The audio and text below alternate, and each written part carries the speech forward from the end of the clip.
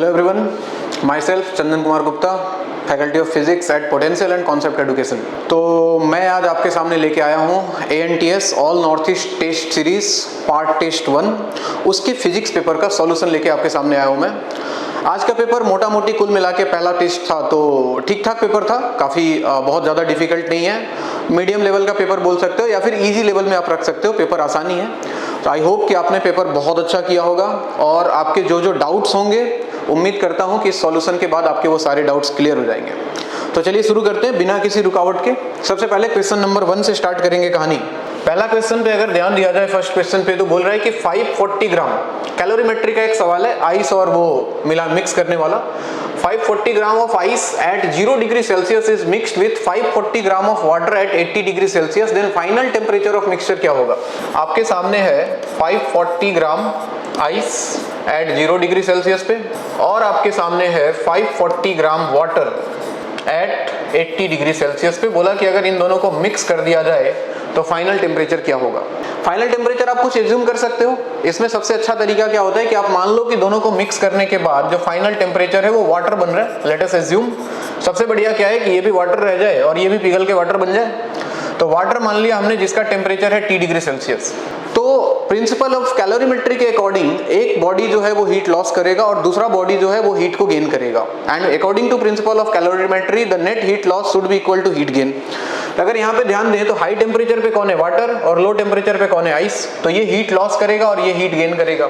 तो अगर ये हीट लॉस करेगा तो सबसे पहले heat loss should be equal to heat gain. आप ये कॉन्सेप्ट लगा सकते हो, हीट लॉस जो है वो हीट गेन के बराबर होना चाहिए। तो अगर इसका हीट लॉस देखें, अगर इसको 80 डिग्री सेल्सियस से T डिग्री सेल्सियस तक आना है तो इसका हीट लॉस क्या होगा, ms delta T। Mass of water is 540, specific heat of water हम जानते हैं 1 कैलोरी पर ग्राम पर degree Celsius, and delta T 80 degree Celsius से T डिग्री सेल्सियस तक आ रहा है। तो high temperature minus low temperature 80 minus T, ठीक है, इक्वल टू हीट गेन। अगर इसकी बात करें तो ये हीट गेन करेगा, लेकिन ध्यान रहे कि ये आइस है। आइस को अगर आप 0 डिग्री सेल्सियस पे अगर आप हीट प्रोवाइड करते हो तो आइस अपना सबसे पहले फेज चेंज करेगा, ना कि उसका टेम्परेचर चेंज होगा। तो अगर इसका फेज चेंज करना है तो इसको सबसे पहले फेज चेंज करने के लिए लैटेंट हीट का हम यूज करेंगे, और लैटेंट हीट का वैल्यू होता है ml। तो सबसे पहले इसका फेज चेंज करो। मास इसका कितना है 540, और आप जानते हो कि लैटेंट हीट ऑफ आइस जो होता है वो होता है 80 कैलोरी पर ग्राम। तो इसके लिए L का वैल्यू आ गया 80।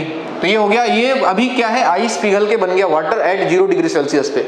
हमें कहाँ लेके जाना है, वाटर को T डिग्री सेल्सियस तक लेके जाना है, यानी कि अब वाटर का टेम्परेचर इंक्रीज होगा, और अगर वाटर का टेम्परेचर बढ़ेगा तो वहां पे आपको लगाना है स्पेसिफिक हीट, यानी कि ms डेल्टा T।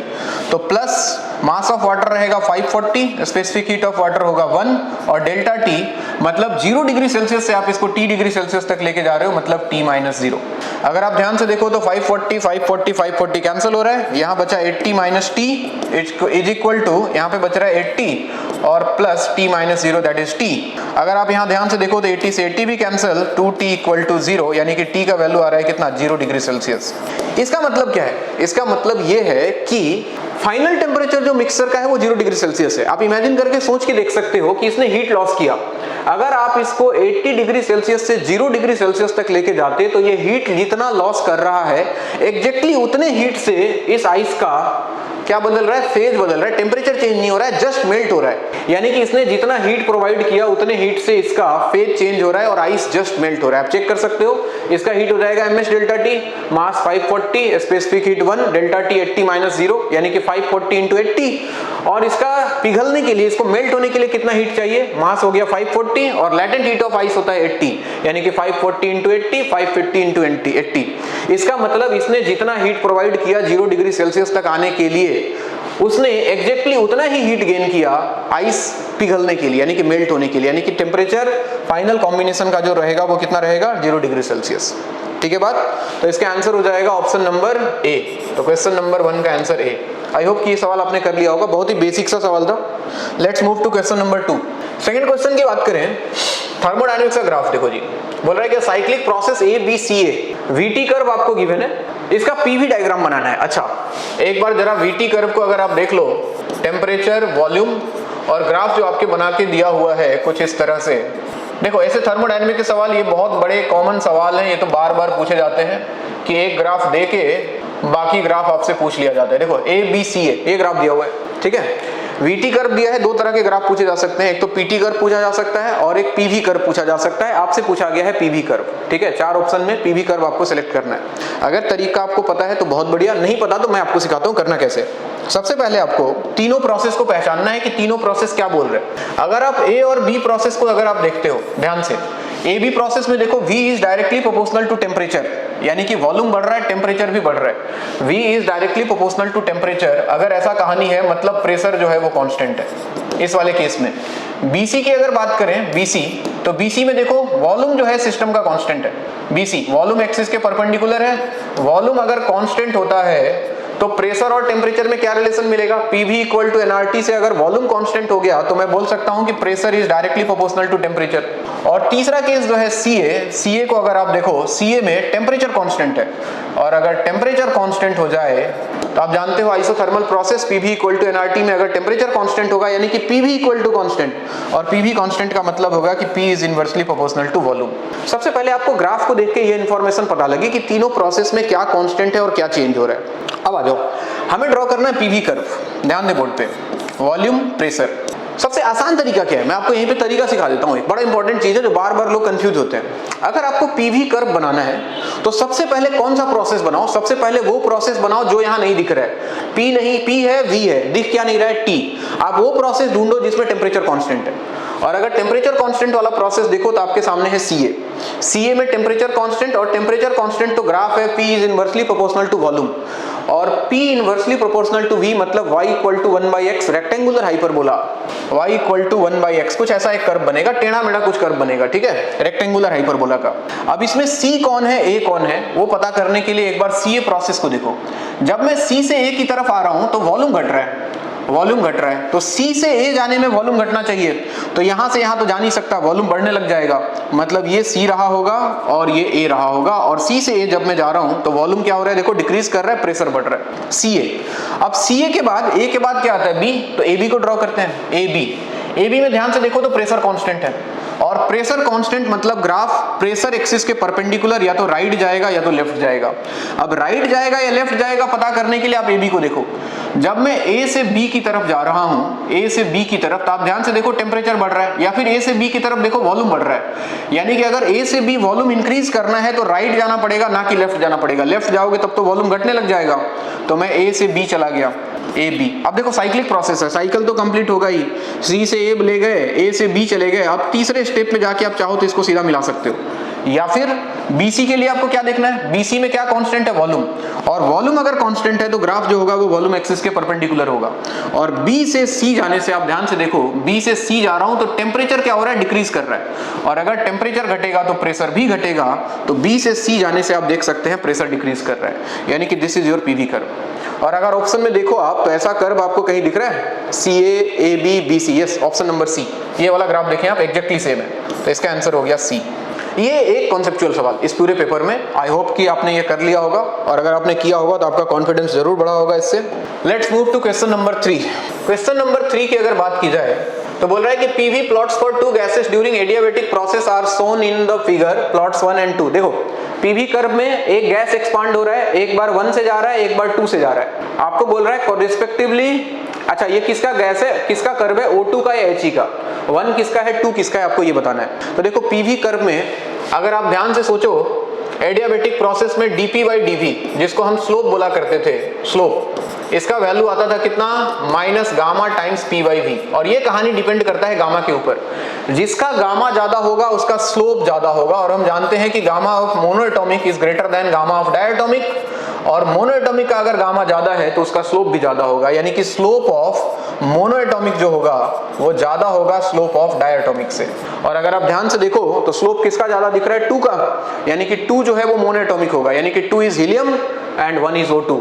तो 1 is O2 and 2 is helium, O2 and helium, इसका आंसर हो जाएगा option number B, PV curve adiabatic process.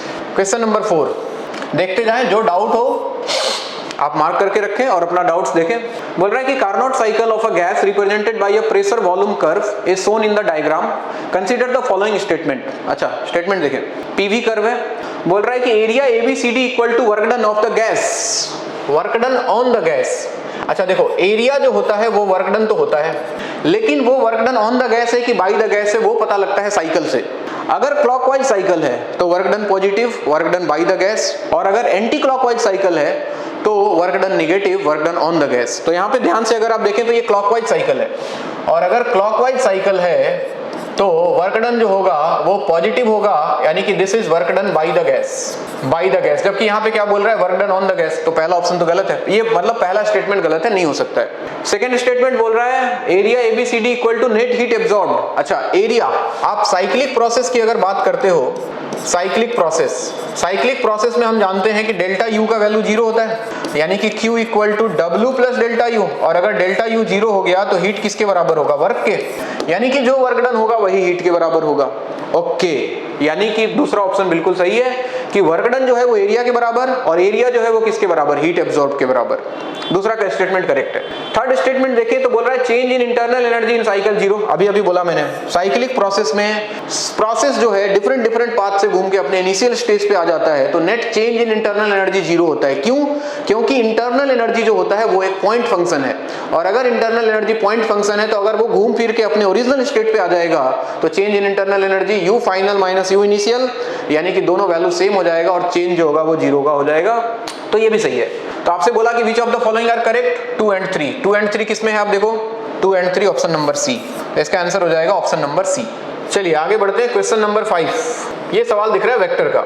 I hope कि वेक्टर तो आपने कर लिया होगा, ये तो आप बचपन से पढ़ते आ रहे हो। जिसको कुछ नहीं आता है उसको वेक्टर तो जरूर आता है फिजिक्स में। वैसे आप फिजिक्स में बहुत परेशान रहते हो मुझे पता है, but still vector is easy.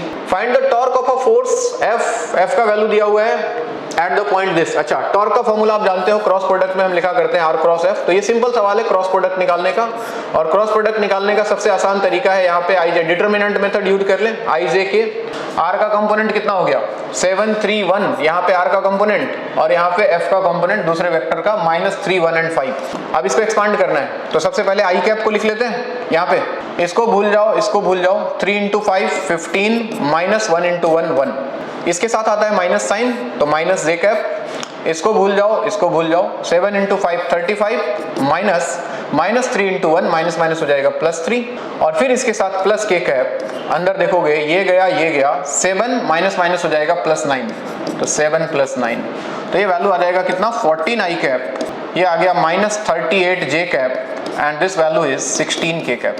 तो ये आ गया आपका 14 I cap -38 J cap +16 K cap, option number ए, यानी कि 5 का आंसर हो जाएगा ए। आ रही बात समझ में? Question number 6। क्वेश्चन नंबर 6 की बात करें तो आपसे बोल रहा है कि if angle between vectors A and B is theta, then the value of product B cross A dot A। अच्छा देखो, बहुत सिंपल सी बात है, उसने बोला कि B क्रॉस A, इसका डॉट प्रोडक्ट A के साथ, और आप सभी जानते हो अगर एक वेक्टर A है, एक वेक्टर B है, तो इनका जो क्रॉस प्रोडक्ट होगा A क्रॉस B या फिर B क्रॉस A, ये इसके परपेंडिकुलर लाई करेगा।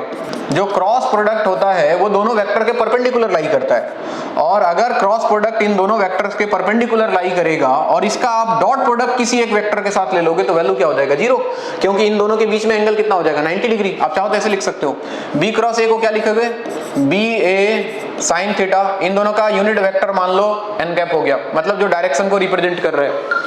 और साथ में क्या है, ए वेक्टर, तो ए वेक्टर के लिए क्या लिखोगे, इसका मैग्नीट्यूड, मतलब इसका डॉट प्रोडक्ट आ गया ए के साथ, ऐसे सोचो आप। तो ये BA साइन थीटा तो बिल्कुल वैसा ही रहेगा, और इसके लिए आप लिखोगे क्या, n कैप का मैग्नीट्यूड इंटू A का मैग्नीट्यूड इंटू कॉस थीटा, और थीटा का वैल्यू हो जाएगा 90, क्योंकि ये परपेंडिकुलर वेक्टर इसके परपेंडिकुलर है, और अगर इसके परपेंडिकुलर है तो दोनों के बीच का एंगल 90, और कॉस 90 होता है 0, अल्टीमेटली वैल्यू 0 आ जाएगा।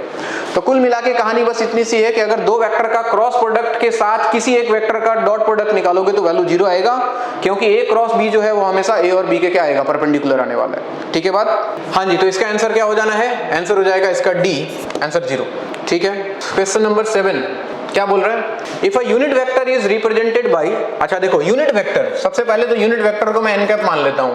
ये दिया हुआ है आपके सामने 0.5 I cap plus 0.8 J cap plus C के कैप, और हम इतना जानते हैं बस कि यूनिट वेक्टर का मैग्नीट्यूड जो है वो हमेशा 1 होना चाहिए, और मैग्नीट्यूड लिखोगे कैसे, अंडर रूट इसका स्क्वायर, यानी कि 0.25 प्लस इसका square 0.64 plus C square should be equal to 1, root हटाओगे स्क्वायरिंग कर दो, ये हो गया देखो 0.9 और 8, 8 9 plus c square equal to 1, तो सी स्क्वायर का वैल्यू आ जाएगा 1 minus 0.89 that is 0.11, so value of c will be under root 0.11। ऐसा कोई आंसर दिख रहा है? यस, ऑप्शन नंबर बी, ये आपका करेक्ट। ये बहुत सिंपल सा सवाल, आई थिंक सबने बना लिया होगा, इसमें कुछ भी नहीं है। क्वेश्चन नंबर 8, क्वेश्चन नंबर 8 को देखें तो बोल रहा है कि body is constraint to move in y direction. एक बॉडी जो है वो सिर्फ वाई डायरेक्शन में मूव कर सकता है। Is subjected to a force given by, force का वैल्यू क्या दिया है? फोर्स का वैल्यू दिया हुआ है आपके सामने -2i cap plus 15j cap plus 6k cap, ठीक है। What is the work done by this force in moving the body by a distance of 10 metre along the y axis? इस body को 10 metre अगर y axis में move कराया जाए तो इस फोर्स के कारण वर्क डन कितना होगा? तो अगर बॉडी y axis में 10 मीटर मूव किया तो उसका डिस्प्लेसमेंट क्या मान सकते हैं? हमने डिस्प्लेसमेंट मान लिया उसका 10 और y axis में जा रहा है मतलब j कैप, सही है। और वर्क डन होता क्या है? Work done is basically force dot displacement. तो अगर इन दोनों का डॉट प्रोडक्ट निकालें तो देखो यहाँ i का कंपोनेंट है नहीं, तो -2 into 0 0 plus 15 into 10 and plus 6 into यहाँ फिर से कुछ नहीं है मतलब 0, तो वैल्यू आ जाएगा कितना 150 जूल के आसपास।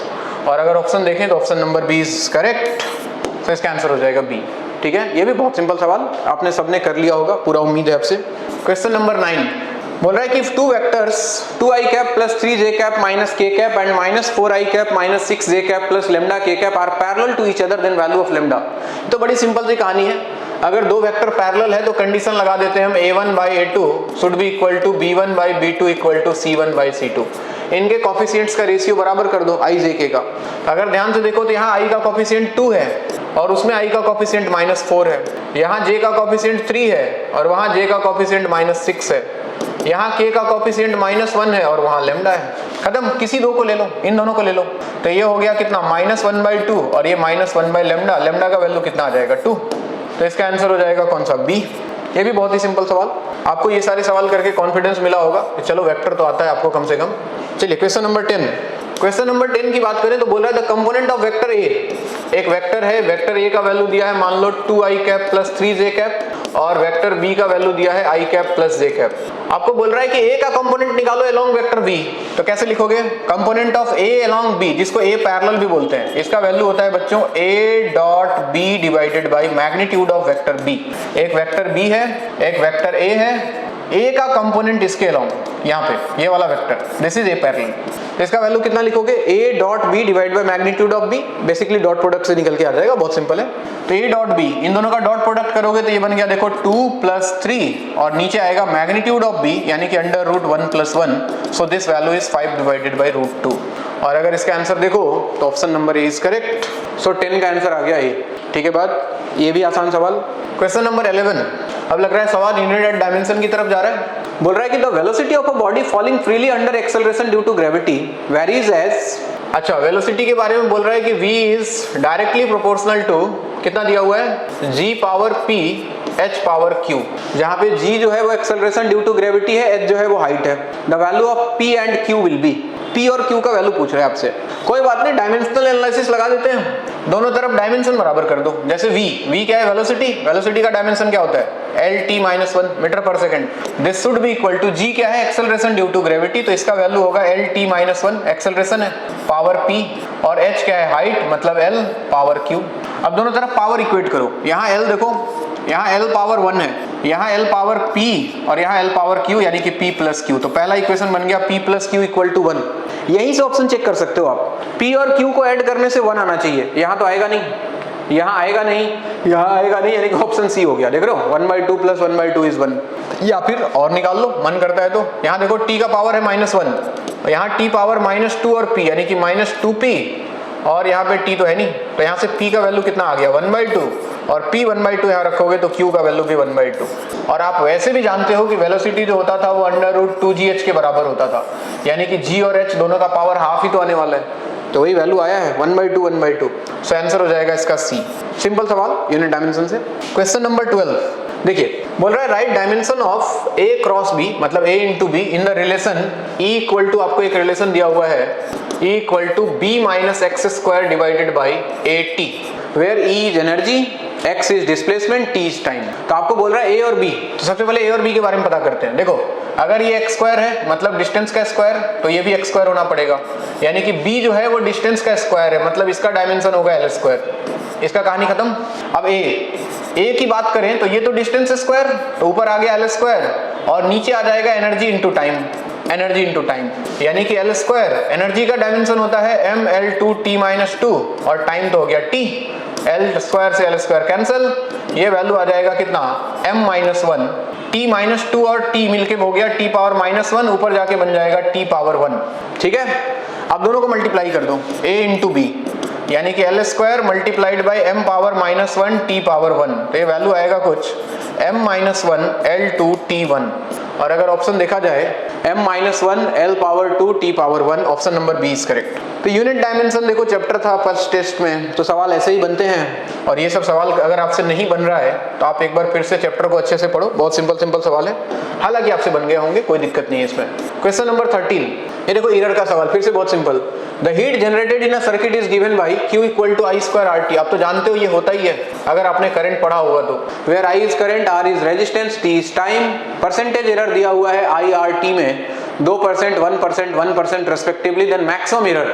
तो क्या निकालोगे आप, dQ by Q equal to, ये 2 बाहर आएगा, 2 times DI by I plus DR by R plus DT by T। Percentage में लिखना है तो 100 से मल्टीप्लाई कर देना, एरर हमेशा ऐड होता है। तो I में परसेंटेज एरर है 2% का, R में है 1% का और T में है 1% का, तो 4 + 1 + 1 कितना हो गया, 6% का पॉसिबल एरर है इसमें। तो इसका आंसर हो जाएगा option number D. Next question number 14 again related to error. क्या दिया हुआ है, if the resistance R equal to V by I, where V का वैल्यू दिया है 100 ± 5 वोल्ट, I का वैल्यू दिया है 10 ± 0.2 ampere, what is the total error in R। फिर से वही कहानी, R equal to V by I, so I can write dr by R is equal to dV by V plus di by I। सही बात। अब देखो इसमें error निकालना है ना dr बाई R, तो dV में देखो, पहले V में देखो एरर कितने का है, 5 वोल्ट का, तो यहाँ पे लिखोगे आप 5 डिवाइडेड बाई टोटल कितना है 100 प्लस I में कितना है 0.2 डिवाइड बाई टोटल करंट कितना है 10। तो ये वैल्यू देखो, ये पॉइंट उड़ेगा तो यहाँ 0 आ जाएगा, 5/100 2/100 कितना हो गया 7/100, dr बाई R परसेंटेज में चेंज करना है तो 100 से मल्टीप्लाई कर दो, तो ये वैल्यू आ जाएगा कितना 7%। सो एरर होगा इसमें 7% का, option number B. Again very simple सवाल, ये सब कर लिया होगा आपने, मुझे पूरा विश्वास है आप पे, हालांकि मेरा विश्वास हर बार टूटा है, बट फिर भी विश्वास करना मैं छोड़ता नहीं हूँ। क्वेश्चन नंबर 15 बोल रहा है कि an ideal gas heat engine, Carnot cycle की तरफ सवाल जा रहा है, ध्यान रहे। N ideal gas heat engine operates in a Carnot cycle between 227 degree Celsius and 127 degree Celsius. देखो यहाँ पे सोर्स और सिंक अगर आपको थोड़ा बहुत ध्यान हो तो कहानी बहुत बढ़िया होता है। यहाँ पे T1 यहाँ पे T2, ये सोर्स होता है और ये सिंक होता है। सिंक मतलब सराउंडिंग, इसका टेम्परेचर T2, इसका temperature T1। T2 low temperature है, T1 हाई टेम्परेचर है, ध्यान रहे। तो आपको देखो T2 का वैल्यू दिया है, यानी T1 का वैल्यू दिया है 227 डिग्री सेल्सियस, 273 इसमें ऐड कर लो तो ये हो जाएगा 400 प्लस 100 500 केल्विन। और T2 का वैल्यू दिया है 127 डिग्री सेल्सियस, तो ये वैल्यू हो जाएगा 273 ऐड कर लोगे अगर इसमें तो आ जाएगा 400 केल्विन। यहाँ से आप सबसे पहले एफिशिएंसी निकाल दो। एफिशिएंसी ऑफ इंजन अपने पढ़ा होगा 1 - T2 बाई T1, यानी कि 1 - 400 डिवाइडेड बाई 500, यानी कि 1 - 4/5 वैल्यू आ जाएगा एफिशिएंसी का 1/5। ठीक है, आगे बोल रहा है कि it absorbs 6 × 10⁴ joule of heat at high temperature. यहां से इसने हीट लिया मान लो Q1 जिसका वैल्यू दिया है। आपको पता होगा कि इसमें से कुछ हीट जो है ये वर्क में कन्वर्ट करता है और कुछ हीट सराउंडिंग को रिजेक्ट कर देता है Q2। तो इसका एफिशिएंसी होता क्या है, एफिशिएंसी होता है आउटपुट बाय इनपुट। ये रहा आउटपुट, कितना वर्क मिला, और इनपुट हमने टोटल हीट एब्जॉर्ब कितना किया था। तो एफिशिएंसी का वैल्यू हो जाता है W डिवाइडेड बाई Q1 के इक्वल टू 1/5। W आपको निकालना है, दैट इज 1/5 इंटू Q1 का वैल्यू आपको गिवन है 6 × 10⁴, और ये वैल्यू देखो तो मिल जाएगा 6/5 इज 1.2 इंटू 10⁴ जूल। ये आएगा ना 6/5, 1.1 पे 0 आएगा, 1.2 इंटू 10⁴ जूल। तो इसका आंसर आ जाएगा ऑप्शन नंबर डी। तो कार्नोट साइकिल का बहुत ही सिंपल सवाल था, इसमें बहुत ज़्यादा मेहनत नहीं करना पड़ा। अगर आपको इफिशिएंसी पता है और अगर उसकी बेसिक बातें पता है कि इफिशिएंसी किसके बराबर होता है आउटपुट डिवाइडेड बाय इनपुट के, तो आपसे आउटपुट पूछा है, वर्क पूछने का मतलब है आपसे आउटपुट पूछा जा रहा है। ठीक है बात। Let's move to question number 16। अगर हम क्वेश्चन नंबर 16 की बात करें तो बोल रहा है कि sample of gas expands from V1 to V2, the amount of work done by the gas is greatest when the expansion is. अगर वर्क डन आपको पता करना है कि सबसे ज्यादा किसमें होगा, तो सबसे सुंदर तरीका है कि आप ग्राफ बना लो, पीवी कर्व। अगर आप पीवी कर्व बना के देखो, मान लो कोई कर्व जो है V1 से V2 जा रहा है, मान लो इनिशियली यहाँ पे था, अब यहाँ से एक्सपांड करके इसको वॉल्यूम V2 तक लेके जाना है। प्रोसेस दिया है एडियाबैटिक, आइसोबारिक, आइसोथर्मल। आप सभी जानते हो कि एडियाबैटिक और आइसोथर्मल कर्व एक जैसा होता है, यानी कि यहाँ से V2 जाने के लिए दो कर्व तो ये बनेगा। अब इसमें से कौन आइसोथर्मल कौन एडियाबैटिक ये आपको पता होगा। जिसका स्लोप ज्यादा है वो एडियाबैटिक होता है और जिसका स्लोप कम है वो आइसोथर्मल होता है, ठीक, एक्सपांशन के लिए। और रही बात आइसोबारिक की, आइसोबारिक मतलब प्रेशर कांस्टेंट रखना है, तो मतलब ये कर्व सीधा सीधा चला जाएगा, ये हो गया आइसोबारिक। अब आप खुद ही देख लो, पीवी कर्व में जो एरिया होता है वॉल्यूम एक्सिस में वो वर्क डन है, और सबसे ज्यादा एरिया किसके क्रॉस आएगा, आइसोबारिक के क्रॉस आएगा, उसके बाद आइसोथर्मल के क्रॉस आएगा और उसके बाद एडियाबैटिक के क्रॉस आएगा। तो सबसे ज्यादा वर्क डन हो जाएगा आइसोबारिक के लिए। आ रही बात समझ में। तो आइसोबारिक जहां प्रेशर कांस्टेंट है, यानी कि option number B is correct. बहुत सिंपल थर्मोडायनेमिक्स का सवाल, बेसिक सवाल, ये सवाल बनना चाहिए। नेक्स्ट क्वेश्चन नंबर 17 की बात करें तो बोल रहा है कि an ideal gas at 27 degree Celsius is compressed adiabatically, compress किया जा रहा है to 8/27 of its initial volume. ठीक है, गामा दिया है, राइज इन टेम्परेचर पूछ रहा है, इनिशियल टेम्परेचर दिया है। अच्छा, एडियाबेटिक के लिए टेम्परेचर और वॉल्यूम का रिलेशन अगर आपको पता है तो बहुत बढ़िया, नहीं पता है तो आप डिराइव कर सकते हो। टेम्परेचर वॉल्यूम का रिलेशन होता है T_V power gamma -1 equal to constant for adiabatic, यानी कि मैं लिख सकता हूं T1V1 power gamma -1 should be equal to T2V2 power gamma -1। इसको इधर ले आओ, वॉल्यूम को, टेम्परेचर को उधर भेजो, तो आपके पास आ जाएगा V1/V2 power gamma -1 equal to T2/T1। V1 है और V2 जो है 8/27 ऑफ V1, तो यहाँ पे आ गया 8/27 ऑफ V1 पावर गामा का वैल्यू दिया है 5/3 -1 इक्वल टू T2/T1। देखो V1 गया, 27 ऊपर गया, 8 नीचे रहेगा, 27 8/8 को मैंने लिखा 3/2 होल क्यूब, और इस पूरे का पावर आ गया 5/3 -1 2/3 इक्वल टू T2/T1। ये 3 से 3 कैंसल, 3/2 स्क्वायर करोगे तो ये बन जाएगा 9/4 equal to T2/T1। So final temperature T2 will be 9/4 into T1, यानी कि 9/4 इंटू, और इनिशियल टेम्परेचर देखो 27 डिग्री सेल्सियस में, केल्विन में कन्वर्ट कर लो तो 300, और 4 से ये कैंसिल हो जाएगा 28/5, तो 75 इंटू 9 कितना हो जाता है 54675 केल्विन। ये फाइनल टेम्परेचर है। अब आप अगर ये ऑप्शन में ढूंढोगे तो नहीं मिलेगा, आपसे पूछ रहा है राइज इन टेम्परेचर। अच्छा, डेल्टा टी आपसे निकालना है, डेल्टा टी, तो डेल्टा टी हो जाएगा final minus initial, that is 675 minus initial temperature था 300, तो ये वैल्यू आ जाएगा 375 केल्विन राइज इन टेम्परेचर, और 375 केल्विन बिल्कुल सेकंड ऑप्शन में है। So option number B is correct. ये कहानी था। एडियाबेटिक प्रोसेस के 3 रिलेशन होते हैं, एक प्रेशर वॉल्यूम का Pv power gamma equal to constant, temperature volume का Tv power gamma -1 equal to constant, और एक प्रेशर टेम्परेचर का P power 1 minus gamma into T power gamma equal to constant. ये तीनों रिलेशन आपको याद है तो बहुत बढ़िया, नहीं तो Pv इक्वल टू nRT से आप ट्रांसफॉर्म भी कर सकते हो, कोई दिक्कत की बात नहीं है। क्वेश्चन नंबर 18 नंबर पे अगर आप देखो तो बोल रहा है dimensional formula of latent heat. Latent heat मतलब वही Q इक्वल टू ml वाली कहानी, तो लैटेंट हीट क्या हो जाएगा Q/m, हीट मतलब एनर्जी mL2T-2, और m मतलब मास से मास गया, वैल्यू आता है L2T-2, यानी कि m0 L2T-2। देखो ये वाला ऑप्शन नंबर ए, बहुत सिंपल सवाल लेकिन important. Latent heat, specific heat, इनके यूनिट्स, डायमेंशन अक्सर पूछे जा चुके हैं, ध्यान रहे। चलिए क्वेश्चन नंबर 19 की बात करें तो 19 में बोल रहा है कि if energy, velocity and time are chosen as fundamental quantities then the dimensional formula of surface tension. सबसे पहले सरफेस टेंशन की बात कर लो। सरफेस टेंशन होता है force per unit length, force by length F/L। पहले इसका डायमेंशन निकाल लेते हैं। फोर्स हो गया मास इंटू एक्सेलरेशन, यानी कि mL/T-2, और नीचे है लेंथ से लेंथ गया, ये वैल्यू हो गया mt-2। ठीक है, अब बोला कि इसको किसके टर्म में एक्सप्रेस करना है, एनर्जी, टाइम और एनर्जी वेलोसिटी ऑफ टाइम के रिस्पेक्ट में, यानी कि इसका वैल्यू जो है वो बराबर होना चाहिए, यानी कि दिस mt-2 सरफेस टेंशन का डायमेंशन, इधर मान लो एनर्जी है, एनर्जी A है पावर में, उसके बाद क्या ले रहा है, वेलोसिटी, वेलोसिटी का पावर v ले लो और साथ में लिया है टाइम, टाइम इसका पावर c ले लो। सरफेस टेंशन का डायमेंशन कितना है, mt-2, ठीक। एनर्जी, एनर्जी का होता है ml2t-2, पावर में ले लो a। वेलोसिटी हो गया lt-1 मीटर पर second, power is b and this is t power c।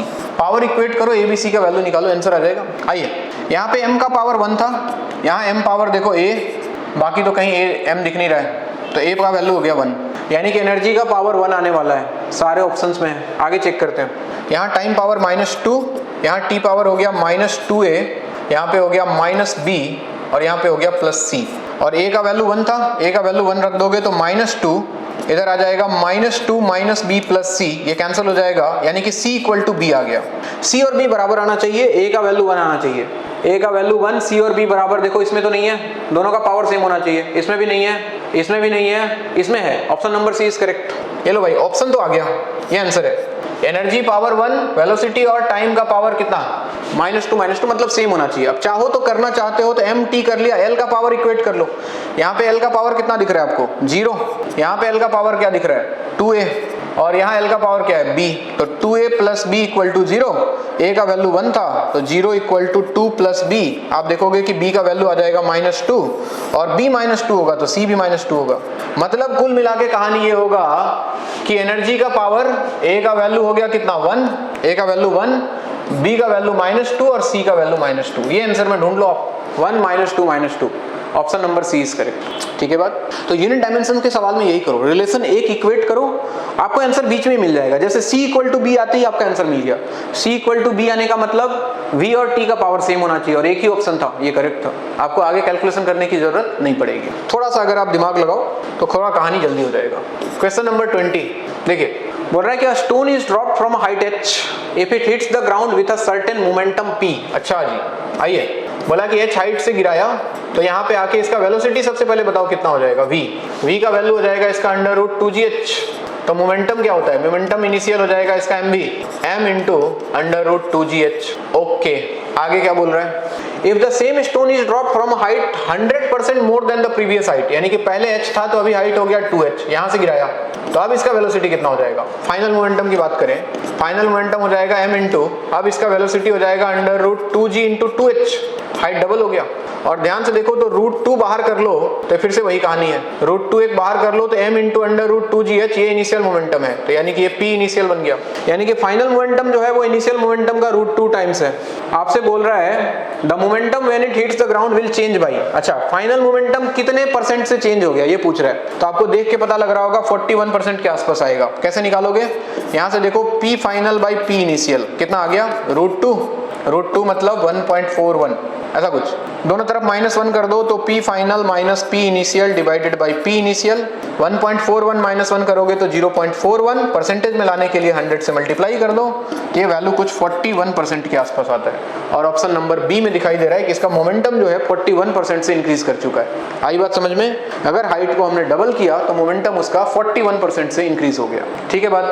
21 बोल रहा है the heat is flowing through 2 cylindrical rods of same material, the diameters of the rod are in the ratio, diameter का ratio दिया है मतलब radius का ratio दिया है, r1/r2 दिया है 1:2 and their lengths are in the ratio, l1/l2 दिया है 2:1।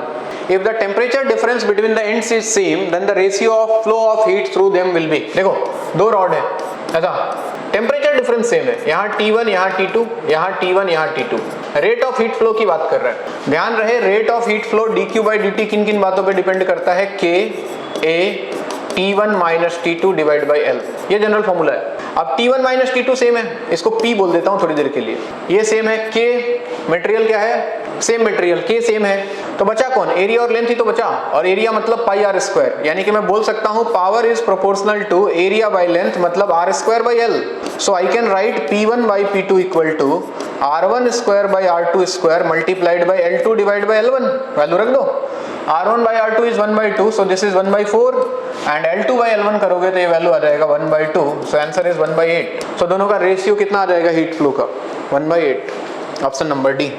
चलिए let's move to question number 22 की बात करें तो बोल रहा है कि under steady state the temperature of a body increases with time, decreases with time, does not change with time and is same at all the points. देखो steady state में होता क्या है आप समझ लो पहले कहानी को। अगर ये रॉड है, अगर आपसे स्टेडी स्टेट की बात की जा रही है, दो तरह की कहानी है। देखो अगर यहाँ से हीट फ्लो कर रहा है, यहाँ पे टेम्परेचर मान लो है 50 डिग्री सेल्सियस, यहाँ पे टेम्परेचर है 40 डिग्री सेल्सियस और यहाँ टेम्परेचर है 30 डिग्री सेल्सियस। ट्रांजिएंट स्टेट और स्टेडी स्टेट में डिफरेंस क्या होता है? अगर ये टेम्परेचर बढ़ गया 60 थोड़ी देर बाद, ये हो गया 50, ये हो गया 40, ये हो गया 70, ये हो गया 60, ऐसे ही एग्जांपल ले रहा हूँ, ये हो गया 50। थोड़ी देर बाद देखोगे तो ये 70 है, ये 60 है, ये 50 है।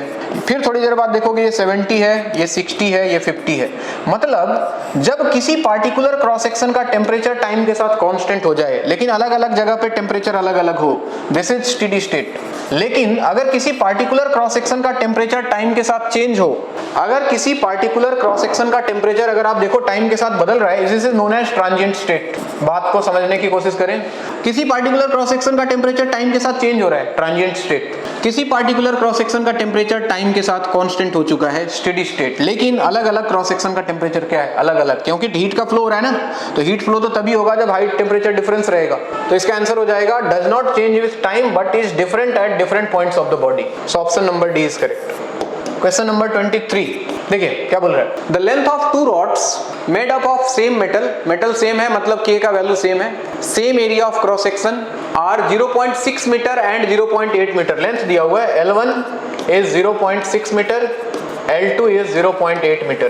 The temperature between the ends of first rod is 90 degree Celsius and 60 degree Celsius. पहला जो रॉड है इसके एंड में टेम्परेचर है 90 एंड 60 डिग्री सेल्सियस और जो दूसरा रॉड है L2 इसमें टेम्परेचर डिफरेंस दिया है 150 degree Celsius and 110 degree Celsius.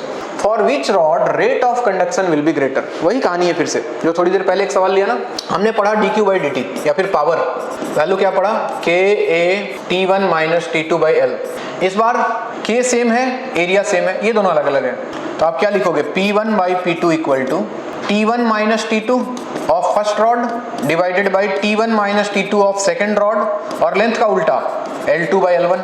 सही है। T1 - T2 फर्स्ट रॉड का देखो 90 - 60 हो गया 30 और सेकेंड रॉड का हो गया 150 - 110 कितना 40। लेंथ का वैल्यू देखो L2 हो गया 0.8 और L1 हो गया कितना 0.6।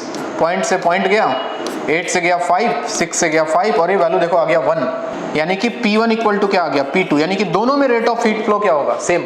आंसर क्या हो जाएगा इसका, same for both, option number C. ठीक है, वही सेम कहानी। क्वेश्चन नंबर 24 ध्यान दें। हाँ, एक रॉड आपको दिख ही रहा है सामने। A metal rod of length 2 metre has cross section area 2A and A as shown in figure.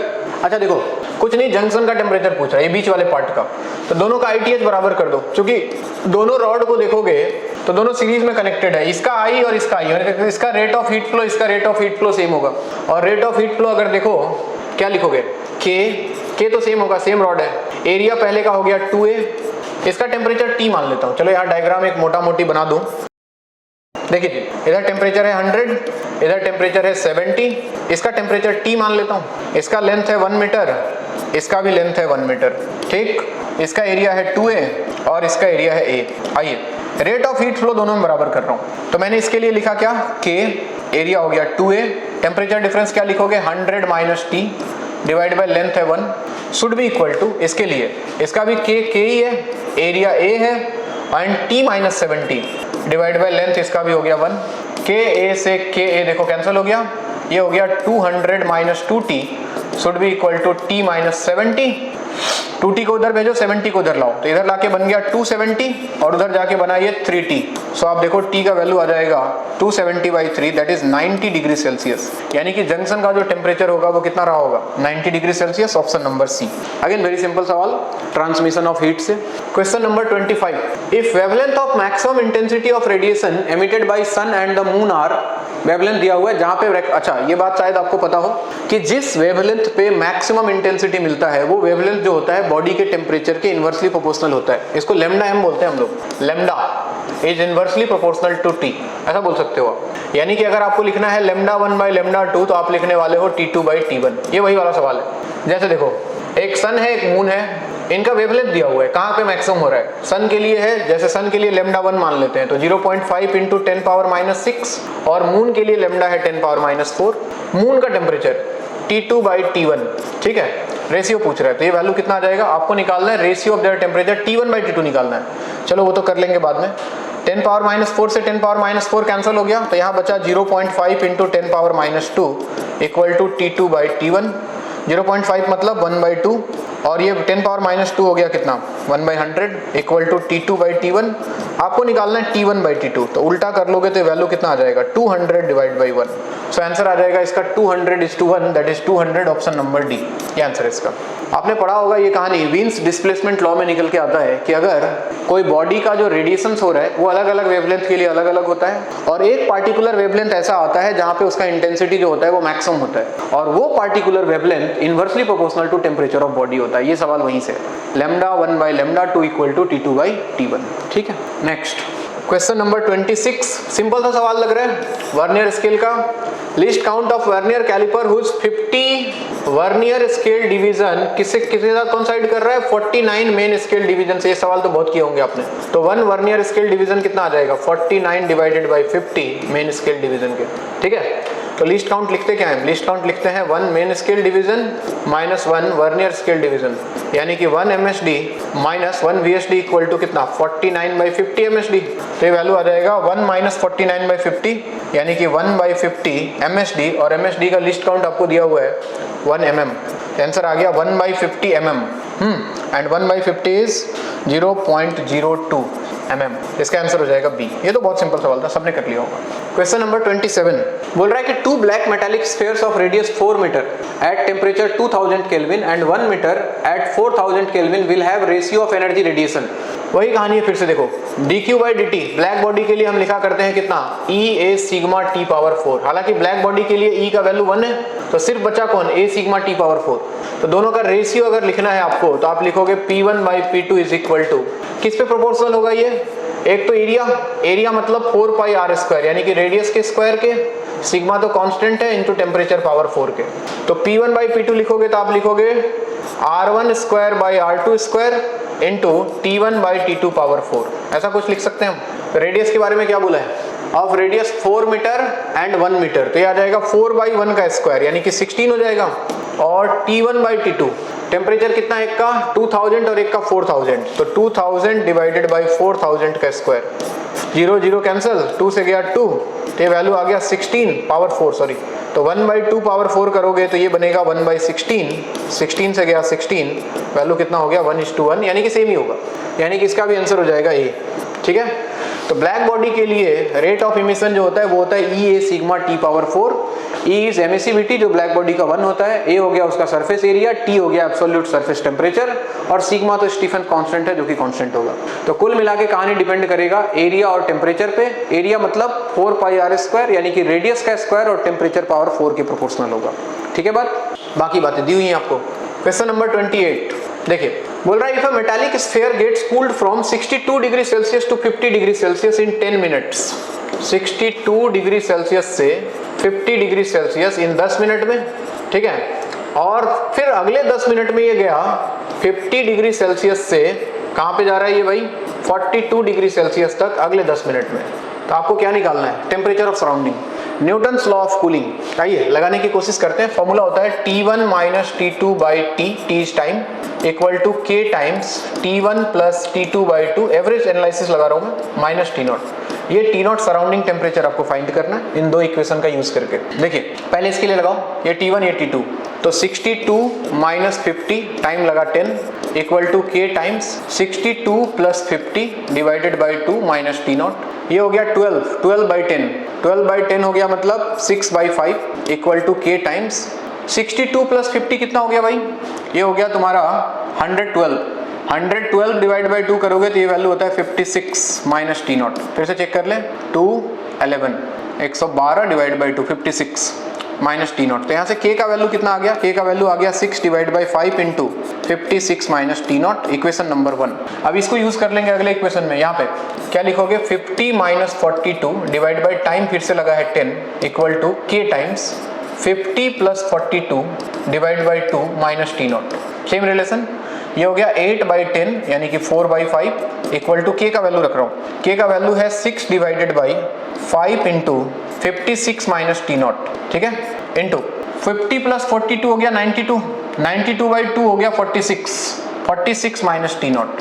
अब थोड़ा सा कैलकुलेशन करना पड़ेगा, ये 5 से 5 कैंसिल, ये 2 से गया 2, 2 से गया 3, ये इसको इधर लाओ तो 2 इंटू 56 हो गया 112 माइनस 2 टी नॉट, 3 को RHS भेजूँ तो 3 इंटू 46 हो गया कितना 138, 120, 138 minus 3 T not, 2 T not को उधर भेजो, इसको इधर लाओ तो ये वैल्यू आ गया 3 टी नॉट को इधर ले आओ तो 3 T not minus 2 T not हो गया टी नॉट और उधर चला गया 138 माइनस 112 तो ये वैल्यू आ गया 8 माइनस 2 6 और यहाँ से आ गया 2 यानी कि 26 डिग्री सेल्सियस। तो इसका आंसर कितना हो जाएगा C, option number C is correct. Let's move to question number 29 question को देखें तो बोल रहा है कि room temperature is 30 degree Celsius. फिर से सेम क्वेश्चन है, देखो रूम टेम्परेचर दिया है 30 degree Celsius, room temperature is given, a body cools from 61 to 59, 61 से गया 59 और इसको टाइम लगा 4 मिनट।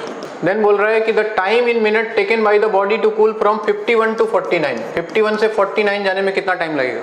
फिर से वही कहानी, T1 minus T2, 61 minus 59 divided by time 4, k times 61 plus 59 divided by 2 minus T naught is 30। तो ये वैल्यू आ गया देखो कितना 2 divide by 4 that is 1/2 equal to k times 61 plus 59 हो गया 120, 120 by 2 60, 60 minus 30 is 30। So k का value आपको मिलता है 1/60। इसको यूज करते हैं अगले इक्वेशन में। 51 से 49 गया यानी कि 51 माइनस 49 डिवाइड बाई टाइम आपको निकालना है। k का वैल्यू आप निकाल चुके हो 1/60, अंदर आ जाएगा 51 plus 49 by 2 minus T not का वैल्यू कितना आ जाएगा 30। यहाँ पे देखो ये हो गया कितना 2/t is equal to 1/60 into ये हो गया कितना 100/2 50, 50 माइनस 30 कितना 20, 20 से गया 3, 3 इधर आया, टाइम का वैल्यू आता है 6 मिनट। सो इसका आंसर आ जाएगा 6 minute. Simple Newton's law of cooling average analysis, तो इसका आंसर हो जाएगा B, question number 29 B. Question number 30, question number 30 में कुछ नहीं, सिंपल जंक्शन टेम्परेचर पूछ रहा है। 3 rods of same dimension, dimension length area सबका सेम है, कंडक्टिविटी दिया है 3K 2K K, they are arranged as shown in figure. आइए भाई ये कहानी है कुछ, let's assume junction temperature is T, यहाँ पे टेम्परेचर है 100 डिग्री सेल्सियस, यहाँ पे टेम्परेचर है 50 डिग्री सेल्सियस और यहाँ टेम्परेचर है 20 डिग्री सेल्सियस। तो हम क्या मानते हैं, मान रहे हैं हीट यहाँ पे गया, यहाँ पे गया, यहाँ पे गया, किरचॉफ्स जंक्शन लॉ लगा दो, sum of all the outgoing current should be 0। तो इसके लिए करंट क्या लिखोगे T माइनस 100 डिवाइडेड बाई इसका रेजिस्टेंस कितना होगा L बाई के ए, तो L लेंथ, कंडक्टिविटी इसका दिया है 3K इंटू एरिया इसका A, प्लस इसके लिए क्या लिखोगे T minus 20 divided by L length इसका सेम है, इसका कंडक्टिविटी है K इंटू एरिया इसका हो गया A, प्लस इसके लिए आप लिखने वाले हो T minus 50 divided by length same, thermal conductivity इसका हो गया 2K, एरिया इसका भी हो गया A, should be equal to 0। Sum of all outgoing current should be 0। तो यहाँ पे अगर आप देखोगे LA तो सबसे कैंसिल हो गया, LA कैंसिल, ये 3 के ऊपर जाएगा, K भी कैंसिल, ये 3 ऊपर जाएगा तो ये ऊपर जाके बन गया 3T माइनस 300, यहाँ पे बच गया प्लस T माइनस 20 और ये 2 ऊपर जाके बन गया 2T minus 100 should be equal to 0। 3T plus T 40, 40 plus 2T हो गया 60, 300 और ये हो गया 400, 420 RHS में गया 420। यहाँ से टेम्परेचर का वैल्यू आ गया कितना 70 डिग्री सेल्सियस, यानी कि जंक्शन का जो टेम्परेचर रहा होगा 70 degree Celsius, option number B.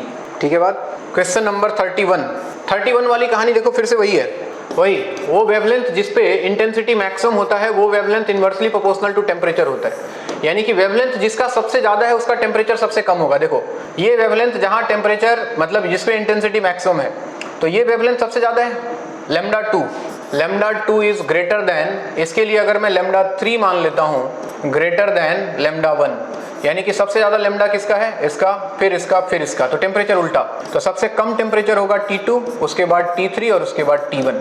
तो सबसे ज्यादा टेम्परेचर हो जाएगा T1, उसके बाद हो जाएगा T3 और उसके बाद T2, option number B is correct. ठीक। क्वेश्चन नंबर 32 में बोल रहा है PV equal to RT obeyed most closely by a real gas. अच्छा रियल गैस आइडियल गैस की तरह, ये आइडियल गैस इक्वेशन है, तो कोई रियल गैस आइडियल गैस की तरह कब बिहेव करता है, at very high temperature and low pressure. तो आप ऑप्शन देखो हाई टेम्परेचर लो प्रेशर वाला, तो हाई टेम्परेचर लो प्रेशर आप देखोगे ऑप्शन नंबर सी में दिखाई दे रहा है, क्योंकि वेरी हाई टेम्परेचर पे बेसिकली रीजन ये होता है कि हाई टेम्परेचर पे गैसेस के बीच का जो फोर्स है हम उसको नेग्लेजिबल मान लेते हैं, इंटरमोलिकुलर जो अट्रैक्शन होता है, तो ये कहानी हो जाएगा आपका लो प्रेशर। ये तो सिंपल थ्योरी है। नेक्स्ट क्वेश्चन नंबर 33 में बोल रहा है when a bimetallic strip is heated. एक बाईमेटेलिक स्ट्रिप है, याद करो आपने शायद पढ़ा हो, अगर ये अल्फा 1 है ये अल्फा 2 है, ठीक है, तो ये हीट करने से किधर बेंड होगा, जिसका अल्फा कम होगा। अगर alpha 1 is greater than alpha 2, अगर अल्फा 2 कम है तो ये बेंड कुछ ऐसे हो जाएगा, मतलब जिधर अल्फा कम होगा उसकी तरफ ही बेंड हो जाता है। तो ऑप्शन क्या हो जाएगा, gets twisted in the form of ellipse, गलत, bend in the form of an arc with the more expandable metal outside, यानी कि जिसका अल्फा ज्यादा है वो बाहर की तरफ रहेगा, ऑब्वियसली जिसका अल्फा ज्यादा है वो बाहर की तरफ रहेगा, alpha 1 alpha 2। Option number C is correct, ठीक है। मोर एक्सपेंडेबल मतलब जिसका अल्फा ज्यादा है वो ज्यादा एक्सपेंडेबल है, वो ऊपर की तरफ रहेगा, आउटसाइड, ठीक है, ताकि उसका लेंथ क्या हो, ज्यादा हो और ये दोनों एक दूसरे से अलग ना हो। तो option number C. Question number 34 में क्या बोल रहा है, two rods, one of aluminium and other made of steel, have initial length L1 and L2 are connected together form a single rod of length L1 plus L2. The coefficient of linear expansion दिया है alpha a alpha s.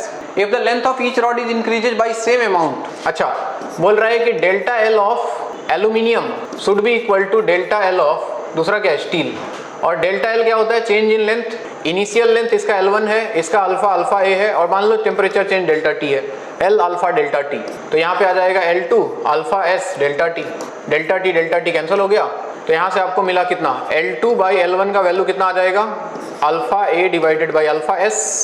आपको निकालना क्या है, L1 by L1 plus L2, दोनों तरफ 1 add कर दो, तो ये बन जाएगा L2 plus L1 by L1 is equal to alpha a plus alpha s divided by alpha s। You have to find L1 by, उल्टा ले लो इसका, L1 divided by L1 plus L2 आ जाएगा कितना, alpha s divided by alpha a plus alpha s। So alpha s divided by alpha a plus alpha s, option number C is correct. Very simple question, बहुत ही आसान।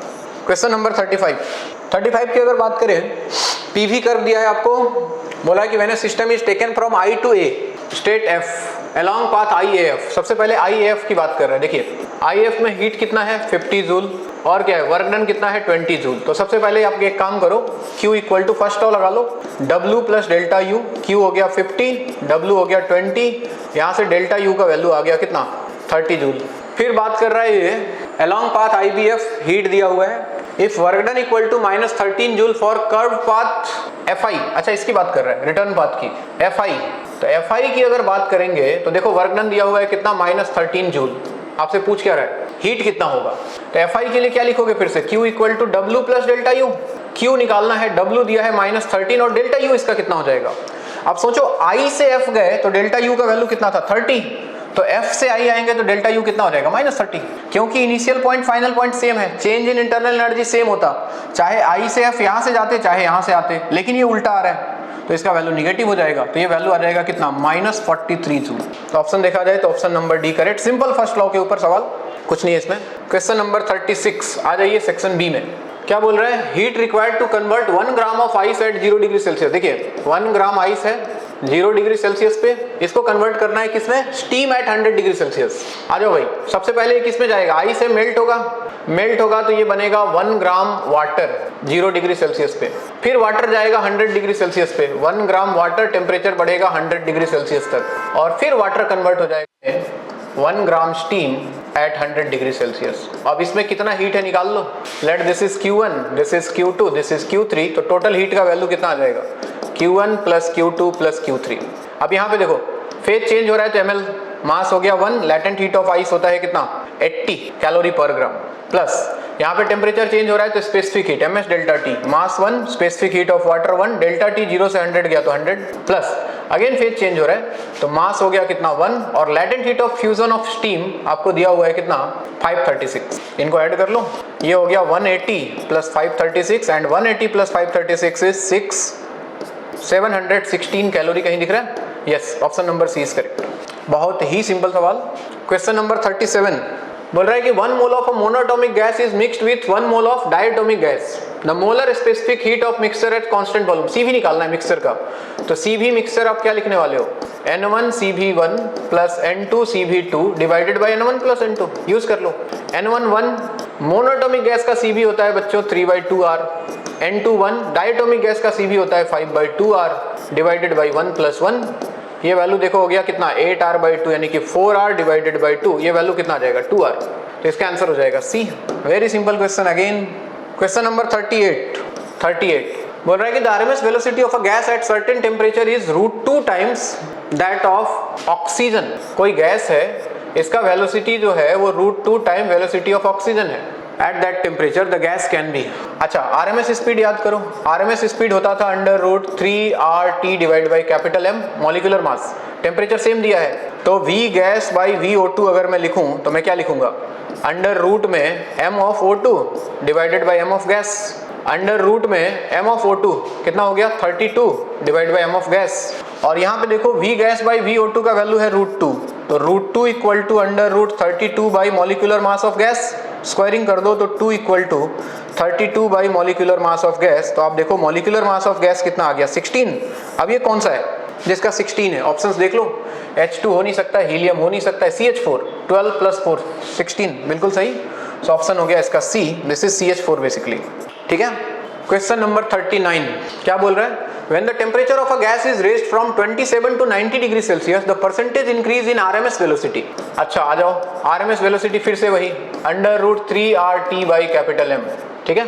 तो बोल रहा है कि टेम्परेचर पहले 27 था। यहाँ पे अगर ध्यान से देखो तो आप लिख सकते हो टेम्परेचर के साथ रिलेटिविटी V1 बाई V2 हो जाएगा √T1 by T2। Initial temperature 27 मतलब 300 केल्विन, और 90 का मतलब हो गया 90 + 273। कितना आता है भाई? 363। नीचे आ गया 363। ये कहानी है। ठीक है। आपको क्या पूछ रहा है? आपसे पूछा जा रहा है percentage increase in RMS velocity of molecule. अच्छा, परसेंटेज इंक्रीज कितना हो गया? यानी कि यहाँ से आप देखो तो V2 बाई V1 का वैल्यू कितना आ गया? V2 बाई V1 का वैल्यू आ गया अंडर रूट में 363 डिवाइड बाई 300, यानी कि ये वैल्यू आ जाएगा कितना? 3 से डिवाइड करोगे तो ये 121 डिवाइड बाई 100, यानी कि कुछ नहीं, ये वैल्यू आ रहा है 11/10 आ रहा है 11/10, यानी कि कितना? 1.1। दोनों तरफ 1 माइनस करो परसेंटेज निकालने के लिए, तो V2 minus V1 by V1 1.1 minus 1 करोगे तो 0.1 आ गया। ठीक है। इनटू 100% में चेंज कर दोगे तो ये वैल्यू कितना आ जाएगा? 10% के आसपास आ जाएगा। 10% कहीं दिख रहा है? यस, ऑप्शन नंबर ए। ये भी बहुत सिंपल सवाल, परसेंटेज चेंज निकालने का। क्वेश्चन नंबर 40 थर्मोमेट्री का सवाल दिख रहा है। क्या बोल रहा है? If a thermometer reads freezing point of water as 20 degree Celsius and boiling point as 150 degree Celsius. ठीक है। How much thermometer read when the actual temperature is 60। एक अननोन टेम्परेचर और एक डिग्री सेल्सियस वाला टेम्परेचर ले लो। Relation क्या लगाओगे? Unknown random temperature, random thermometer के लिए x minus freezing point divided by boiling point minus freezing point multiplied by 20 should be equal to C/5। तो कितना आ जाएगा? x माइनस फ्रीजिंग पॉइंट कितना दिया है? फ्रीजिंग पॉइंट आपको गिवन है 20, बॉइलिंग पॉइंट गिवन है 150 minus 20 into 20 should be equal to C का वैल्यू एक्चुअल टेम्परेचर कितना है? 60 डिवाइड बाई 5। 5 से गया 12, ये आ गया आपका x माइनस 20 डिवाइडेड बाई ये हो गया 130 इंटू 20 इक्वल टू 12। 0 से गया 0, 2 से गया ये 6, तो x माइनस 20 का वैल्यू कितना आ गया? 13 इंटू 6 होता है 78, 78 प्लस 20 होता है 98 डिग्री सेल्सियस। तो एक्चुअल जो रीड करेगा वो होगा 98 डिग्री सेल्सियस। ऑप्शन नंबर ए। ये भी बहुत सिंपल सवाल। अब सवाल आसान है, अब ज़्यादा दिमाग लगाने की जरूरत आई थिंक नहीं है, और यहाँ पे वैसे भी आपको ऑप्शन है, चुन चुन के करना है, इसलिए आसान सवाल लग रहे हैं। बोल रहा है कि 2 vectors A and B lie in the plane, another vector C lies outside this plane, the resultant A plus B plus C of these vectors can be 0, cannot be 0, lies in plane of A plus B। ऐसे सोच लो ना। कैसे सोचोगे? ये मान लो x axis, ये y axis, ठीक है, ये z एक्सिस। मान लो कि ये वेक्टर A है, ये वेक्टर B है, इसके अलोंग, तो A और B का रिजल्टेंट तो इधर लाई करेगा इस वाले प्लेन में, R equal to A plus B।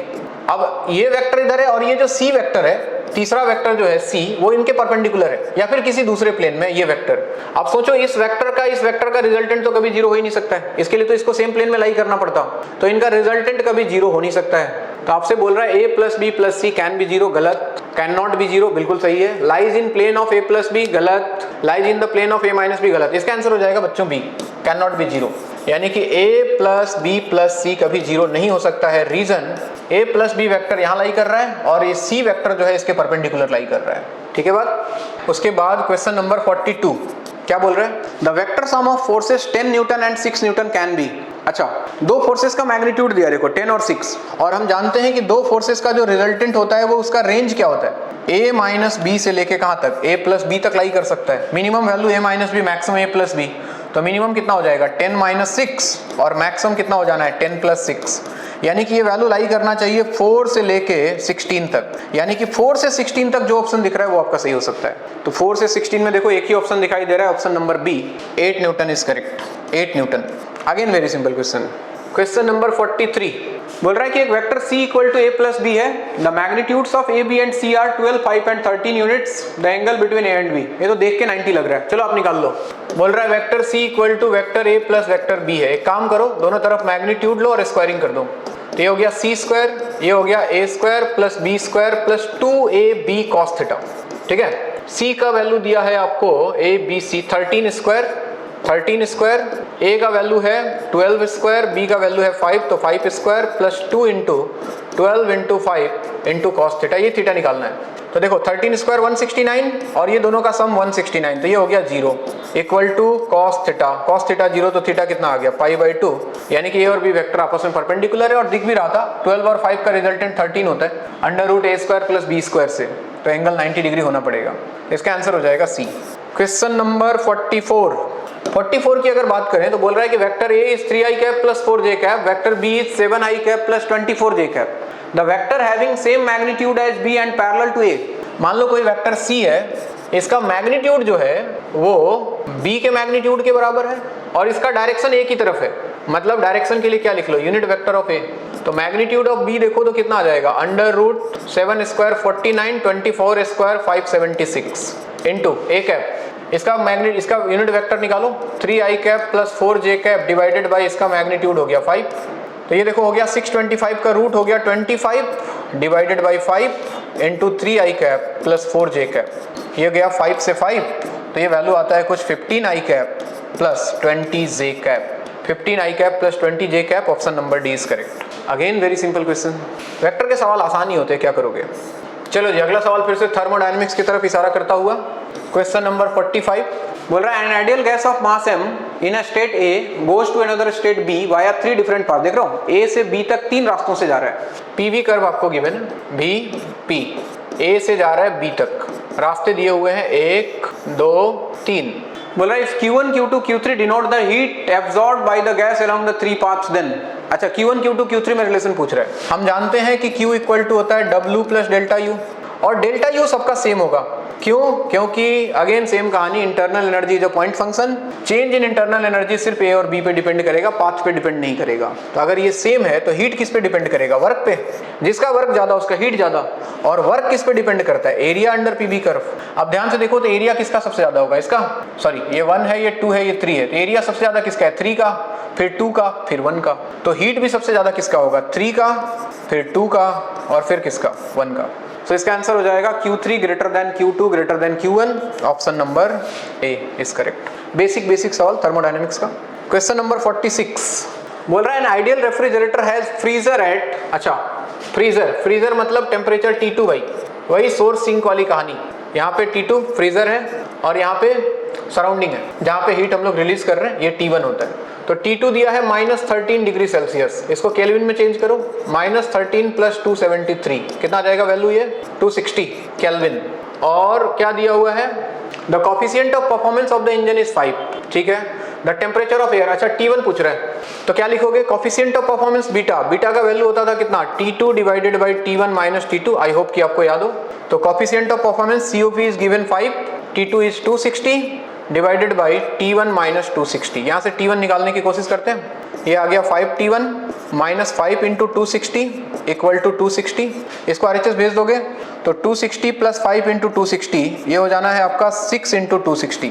तो यहाँ से T1 का वैल्यू आ जाएगा 6 × 260 डिवाइडेड बाई 5 से अगर इसको कैंसिल कर दो तो 5 5 25 1 2 6 × 52 312 केल्विन। ऐसा कुछ दिख रहा है, ऐसा तो कहीं नहीं दिख रहा है, ये केल्विन में है। इसको डिग्री सेल्सियस में चेंज करके देख लो, 312 - 273 ये हो गया 9, यहाँ पे हो गया 10, ये कितना आ जाएगा 26 27 39 डिग्री सेल्सियस। 39 है क्या कहीं पे, यस, ऑप्शन नंबर सी।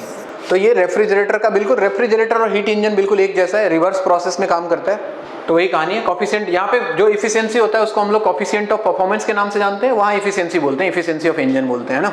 नेक्स्ट क्वेश्चन नंबर 47 की अगर बात करें तो dimension coefficient of self inductance L self inductance, इसको कैसे रिलेट करोगे डायमेंशन निकालने के लिए? एनर्जी याद करो, इंडक्टर का होता है हाफ Li²।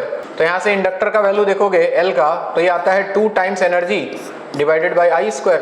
डायमेंशन निकले के लिए एनर्जी का डायमेंशन हो गया mL2T-2 और करंट तो हो गया A²। तो ये वैल्यू आ जाएगा कितना? mL2T-2A-2। ऐसा कहीं दिख रहा है आपको? mL2T-2A-2, ऑप्शन नंबर ए, ये सही है। ठीक, क्वेश्चन नंबर 48 क्या बोल रहे हैं? A physical quantity is given by x equal to m power a l power b t power c। Percentage error in measurement of m l and t are alpha beta gamma respectively, the maximum error. अरे वही error वाला सवाल। dx by x क्या लिखोगे? a times dm by m plus b times dl by l plus c times dt by t। ये दिया है alpha, तो a alpha plus b beta plus c gamma. ये तो बहुत सिंपल है, ऑप्शन नंबर ए 48 का। 49 आपसे बोल रहा है कि mL_T-1 represents the dimension formula of power. Power को चेक करते हैं। पावर होता है एनर्जी बाई टाइम। एनर्जी हो गया कितना? mL2T-2 और टाइम हो गया t, तो ये वैल्यू आ जाएगा mL2T-3, m1L2T-2। नहीं, ये तो गलत है, ये तो मिल नहीं रहा है। मोमेंटम चेक करो, p होता है mv, मास इंटू वेलोसिटी। मास हो गया m, वेलोसिटी हो गया L_T-1, mL_T-1, बिल्कुल मैच कर रहे हैं। Answer is momentum, option number B. बाकी भी चेक करके देख लेना, मैच करेगा नहीं। एंड लास्ट क्वेश्चन नंबर 50 आपसे बोल रहा है black body at 200 kelvin is found to exit maximum energy at wavelength 14 micrometer when its temperature is raised to 1000 kelvin, the wavelength at which maximum. Same कहानी, maximum intensity जो मिलता है जिस temperature पे, वो temperature inversely proportional to lambda होता है, यानी कि लेमडा m बोलते हैं इसको, इनवर्सली प्रोपोर्शनल टू t, यानी कि आप लिख सकते हो λ1/λ2 इक्वल टू T2/T1। वही कहानी। अब देखिए क्या क्या दिया हुआ है। जब टेम्परेचर 200 केल्विन है तो इसका वैल्यू जो लेमडा का है वो कितना है? 14 माइक्रोमीटर डिवाइड बाई λ2 निकालना है। और टेम्परेचर T2 कितना हो गया है? T1 का वैल्यू था 200 केल्विन और T2 का वैल्यू कितना हो गया? 1000 केल्विन। 200 से गया 5, तो λ2 का वैल्यू कितना आ जाना है जी? 14 divided by 5, that is 2 point something आना है। 2.8 माइक्रोमीटर में था तो माइक्रोमीटर में ही आएगा, सो इसका आंसर हो जाएगा सी। तो ये था आज का पेपर, और मेरे हिसाब से पेपर, अगर मैं अपने हिसाब से देखूं तो पेपर तो काफ़ी आसान था। कुछ क्वेश्चंस थे जो कि बेसिक कॉन्सेप्ट पे थे, बिल्कुल बेसिक्स थे। अगर आपने चैप्टर्स के बेसिक को बहुत अच्छे से पढ़ा होगा तो मेरे ख्याल से इस फिजिक्स के पेपर में आप 180 में 180 स्कोर कर सकते हो, कोई बड़ी बात नहीं है। और अगर आपका स्कोर नहीं हो रहा है तो अभी भी टाइम है, पहला टेस्ट है, प्रैक्टिस को ज़्यादा करो। अभी एनटीएस जैसे जैसे आगे बढ़ेगा वैसे वैसे पेपर का लेवल भी धीरे धीरे ऊपर जाएगा, तो मेंटली प्रिपेयर रहो। सारे एनटीएस में हम कोशिश कर रहे हैं हर वैरायटी के question, easy level, medium level, tough level, जो जो नीट पूछ सकता है, जो जो पॉसिबिलिटीज है उसके हिसाब से हम पेपर तैयार कर रहे हैं। पहला पेपर थोड़ा सा आसान था, हो सकता है इसके बाद पेपर का लेवल थोड़ा ऊपर जाए, नीचे जाए, मिक्स हो जाए, कभी मीडियम लेवल का आ जाए। हर तरह के पेपर की तैयारी हम आपको करवाएंगे। आप अपना प्रैक्टिस जारी रखो। मिलते हैं नेक्स्ट टेस्ट में। Thank you so much.